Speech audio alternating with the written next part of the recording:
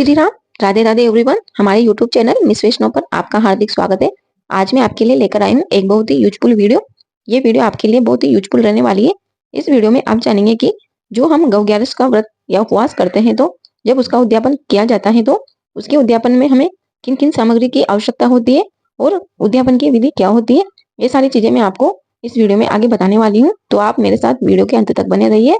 और यदि आपको यह वीडियो थोड़ी उपयोगी लगे तो इस वीडियो को लाइक और शेयर जरूर कीजिएगा।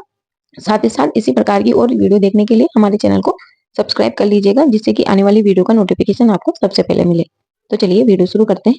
प्रेम से बोलिए गौ माता की जय। माता के लिए हमें सबसे पहले चाहिए पानी पिलाने के लिए कोई बर्तन। तो आप कोई भी स्टील का नया बर्तन ले ले, उसमें स्वच्छ पानी भर ले।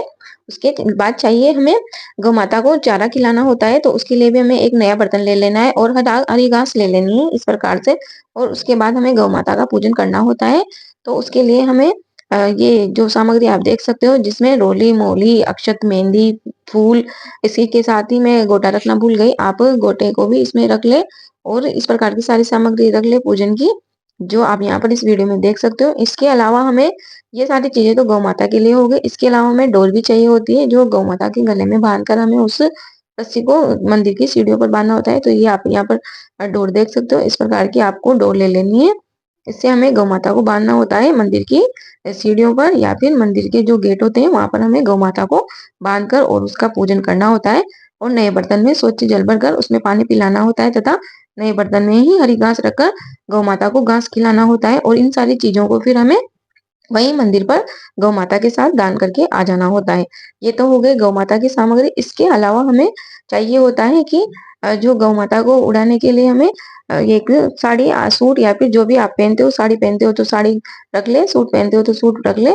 और साड़ी या सूट में से कोई भी रख लो जो आप पहनते हो। वो वहां पर जब गौ माता को आप मंदिर पर बांधने जाओ और वहां जब पूजन करो तो उस समय उसको उड़ा दो। इसके अलावा हमें चाहिए होता है जो मंदिर की पंडित और पंडिताइन होती है, तो उनके लिए हमें जो भी आपके यहाँ मंदिर पे पंडित पंडिताइन पहनते हो साड़ी सूट जो भी, वो आपकी श्रद्धा है उसके अनुसार आप ले ले। एक साड़ी ले ले, उसी के साथ ही श्रृंगार पेटी ले ले। श्रृंगार पेटी में तो आपको पता ही है क्या क्या रखता है। आप 5 या 7 सुहाग के सामान रख ले।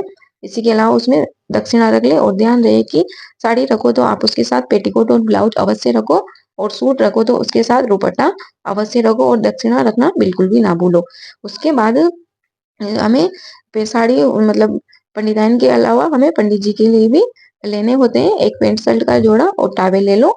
इसके अलावा यदि आपकी श्रद्धा ज्यादा है तो आप रेडीमेड भी ले सकते हो, या फिर आप पंडित जी को अपनी पसंद से भी दिला सकते हो, वो आपकी श्रद्धा के ऊपर निर्भर करता है। इसके बाद चाहिए होता है हमें चप्पल। तो आप एक जोड़ी जेंट्स चप्पल ले लो पंडित जी के लिए, और एक जोड़ी लेडीज चप्पल ले लो पंडिताइन जी के लिए। ये सारी चीजें हमें वहाँ मंदिर पर दान करनी होती है, यानी कि पंडित और पंडिताइन को पहनाने होते हैं। साथ ही साथ जब हम इन सारी चीजों को रखते हैं तो इनके साथ दक्षिणा तो हमें रखनी ही होती है। इस प्रकार से आप लिफाफे में जितनी आपकी श्रद्धा हो उसके अनुसार इसमें दक्षिणा रख दो, क्योंकि दक्षिणा रखने से क्या होता है कि जो हमारी कमी होती है उसकी पूर्ति हो जाती है। तो इन सारी चीजों को आप घर पर मिनस लो। मिनसने के बाद ही आप एक गौ माता खरीद लो, या फिर आप वहां पर चांदी या पीतल की भी गौ माता चढ़ा सकते हो। लेकिन सबसे बेस्ट रहता है कि आप रियल में एक गौ माता खरीद लो और उसको वहां पर मंदिर पर वहीं पर उसका पूजन करके उसे इस प्रकार से, मैंने पहले कहा था कि आप साड़ी सूट जो भी आप लेना चाहो वो गौ माता के लिए ले लो। और वहां पर जब पूजन करो उसी समय गौ माता को ये उड़ाना होता है। तो आप इस प्रकार से उन्हें उड़ा दें और उनका पूजन कर लें। उन्हें बड़े आदर और सम्मान के प्रेम के साथ जल पिलाए, उसके बाद चारा खिलाए। उसी के साथ ही हमें इन सारी चीजों के साथ एक बात का और विशेष ध्यान रखना होता है कि यदि आप चाहो तो इसी के साथ ही 2 या 3 जोड़े भी पहना सकते हो, जैसे कि आपकी सास हो गई, ननद हो गई, या फिर जेठानी हो गई। इनको भी आप ये लेकर पहना सकते हो, जिसमें जैसा कि पंडित पंडिताइन के लिए आपने सामान रखा है उसी प्रकार से आपको अपनी सास ननद और जेठानी के लिए भी रखने हैं, अगर आपकी श्रद्धा हो तो।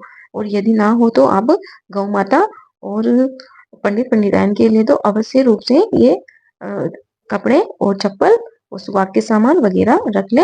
और इन सारी चीजों को एक साथ रखकर मिनस ले। उसी के बाद ही आप मंदिर जाए और इसी के साथ ही आप मंदिर पर जब जाएं तो कुछ फल फ्रूट या फिर मिठाई, लेकिन जब हम गौ ग्यारस करते हैं तो इसका उद्यापन भी हमें एकादशी के दिन ही करना होता है। तो एकादशी के दिन मंदिर पर ठाकुर जी को अन्न का भोग लगता नहीं है, तो आप कोई भी ऋतुफल ले जाए।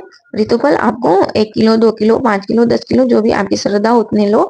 मंदिर पर भोग लगाने के बाद इन फलों को सारे श्रद्धालुओं में बड़े प्रेम के साथ बांट दो कि जिस दिन एकादशी का दिन होता है तो आपको जिस मंदिर पर भी आप गऊ बांधने जा रहे हो और वहां पर आप गऊ की पूजा करके ये सारा काम कर रहे हो, तो आपको वहां पर भजन व कीर्तन भी अवश्य करवाना चाहिए।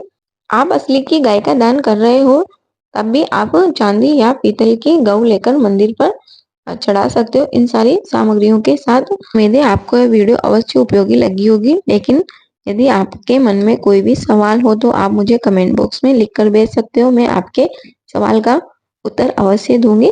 देखिए फ्रेंड्स, जो गौ ग्यारस का उपवास होता है उसे आप किसी भी महीने के शुक्ल पक्ष की एकादशी तिथि से उठा सकते हो और वर्ष भर तक एकादशी का उपवास करते हुए 1 वर्ष के बाद इसका उद्यापन कर दिया जाता है। तो उद्यापन की विधि मैंने आपके साथ साझा कर दी। मुझे उम्मीद है आपको ये वीडियो अवश्य उपयोगी लगी होगी। यदि आपको थोड़ी भी उपयोगी लगी हो तो वीडियो को लाइक और शेयर जरूर कीजिएगा। आपका दिन शुभ हो। जय श्री राधे कृष्ण।